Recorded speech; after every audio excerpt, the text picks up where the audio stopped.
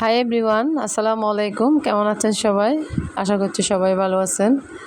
তো দেখতেই পাচ্ছেন একজন মহিলা আমার ঘরে আসছে। উনি আমার একজন পরিচিত মানুষ, যিনি আবদার করে আসলে আসে এক কাপ চা আর একটা পরোটা খেতে আমার হাতের। তো ওনার আমার হাতের পরোটাটা নাকি বেশ ভালো লাগে, তো আবদার করে আসে বলে পরোটা কই। তো ইনি হচ্ছেন একজন দফতরি, ওনার আসলে হাজব্যান্ড নেই, বাচ্চাটা চলে, তো স্কুলের দফতরি করে আসলে ওনার সংসারটা চলে। তো আমি যেহেতু উপরের দোতলায় থাকি, নিচতলায় কিন্তু আমার স্কুল। তো মহিলাটা আসলে প্রায় সময় আসে আমাকে এসেই বলে চা কোথায়, পরোটা কোথায়। তো আসলে আমিও করে দিই। তো আজকে যেহেতু পরোটা শেষ, উনি আসছে প্রায় 11টা। তো ওনাকে আবার পরোটা বানিয়ে চা দিয়ে কিন্তু আমি দুপুরে রান্নাবান্নাতে চলে এলাম। তো আজকে আপনাদের ভাইয়া একটা সোনালি মুরগি নিয়ে আসছিল।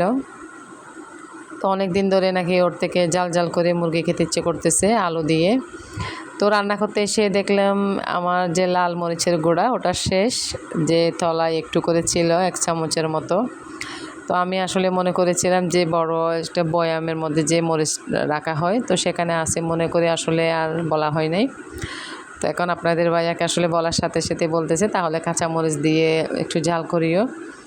তো 1000 টাকার ধরে কাঁচামরিচ কীভাবে দেবো বলেন তো?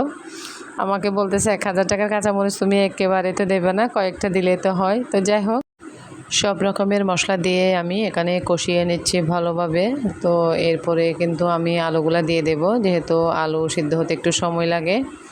তো সোনালি মুরগি হলেও কিন্তু মুরগিগুলা সিদ্ধ হতে তেমন সময় লাগে না। তো আলুটা কষিয়ে আমি ঢেকে দিয়ে কিছুক্ষণের মতো কষিয়ে নেব। এরপরে কিন্তু মাংসটা দিয়ে দেব। তো মাংস দিতে দিতে আপনাদের সাথে প্রতিদিনের মতো মনে করে দিতে চাই, আমার ভিডিওটি যদি ভালো লেগে থাকে প্লিজ একটি লাইক দিয়ে কন্টিনিউ করবেন। আর যারা আমার চ্যানেলে নতুন ভিজিট করেছেন তো সবাইকে বলবো প্লিজ একটি লাইক দিয়ে ভিডিওটি দেখতে থাকুন। ভিডিওর কোনো অংশ যদি একটু আপনার মন ছুঁয়ে যায় তাহলে আমার চ্যানেলটা সাবস্ক্রাইব করে থেকে যেতে পারেন আমার পাশে। আর যারা অলরেডি এই কাজগুলো করে ফেলেছেন তাদেরকে অসংখ্য অসংখ্য ধন্যবাদ। তো আমি এখানে কিন্তু মাংসটা রান্না করে ফেলেছি কথা বলতে বলতে। তো আজকে কিন্তু তেমন একদম কষা কষা হয় নাই, এই যে আলু দিয়ে ঝোল দিয়ে এখানে কিন্তু বাদাম বাটা দেওয়ার কারণে তেমন একটু খারাপ হয় নাই, খুবই মজা হয়েছে মাংসটা। তো খাওয়া দাওয়া শেষ করে কিছুক্ষণ রেস্ট করেছিলাম, রেস্ট করার পরে বাচ্চারা পড়তে বসছিল। তো আমি চলে এলাম সন্ধ্যার নাস্তা রেডি করতে। তো সন্ধ্যা হলে আসলে মাথার মধ্যে ঘুরে যে বাচ্চাদেরকে কি করে দেব, কি খাবে। তো তালের রস যেহেতু ছিল, তালের বড়া করব বলে চলে এলাম। এখানে আমি চালের গুঁড়া, ময়দা আর সুজি দিয়ে কিন্তু চাল আর ময়দা প্রায় সমান সমান দিয়ে 2 চামচের মতো সুজি দিলাম। এরপরে চিনি, লবণ আর বেকিং পাউডার দিলাম 1 চা চামচের মতো। এরপরে কিন্তু তালের এই যে রসটা দিয়ে কিন্তু আমি ব্যাটারটা তৈরি করব। আমি কিন্তু পানি একটু ইউজ করি নাই, তো পানি ইউজ করলে তালের যে ফ্লেভারটা এটা চলে যাবে, তো সেজন্য আমি তালের রসটা দিয়ে করেছি।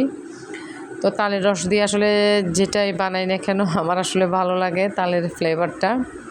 তো বাচ্চারা সবাই খাবে, কিন্তু আমার বড় মেয়ে কিন্তু তালের এই যে বড়াটা বলেন, যে কোনো পিঠা আসলে মিষ্টি পিঠা ওটা খাই না।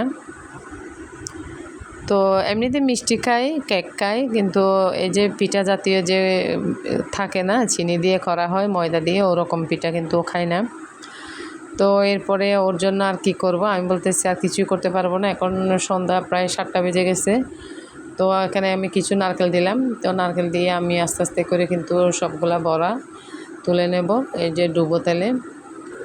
তো এই তো আমি সবগুলাই বড়া কিন্তু এখানে তুলে নিয়েছি ভেজে। তো এখন সবাই মিলে নাস্তা করব, বাচ্চারা যেহেতু পড়তে বসেছে।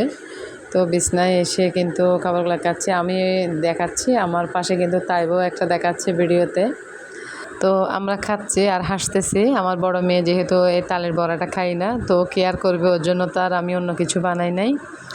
তো দুপুরে যে মুরগিটা রান্না করেছি সেটার ঝুল দিয়ে তালের বড়াটা খাচ্ছে, সেজন্য আসলে সবাই হাসতে হাসতে আমরা। আজ আর ভিডিওটি বড় করব না, সবাই ভালো থাকবেন আর আমার পরিবারের জন্য দোয়া করবেন। আল্লাহ হাফেজ, আসসালামু আলাইকুম।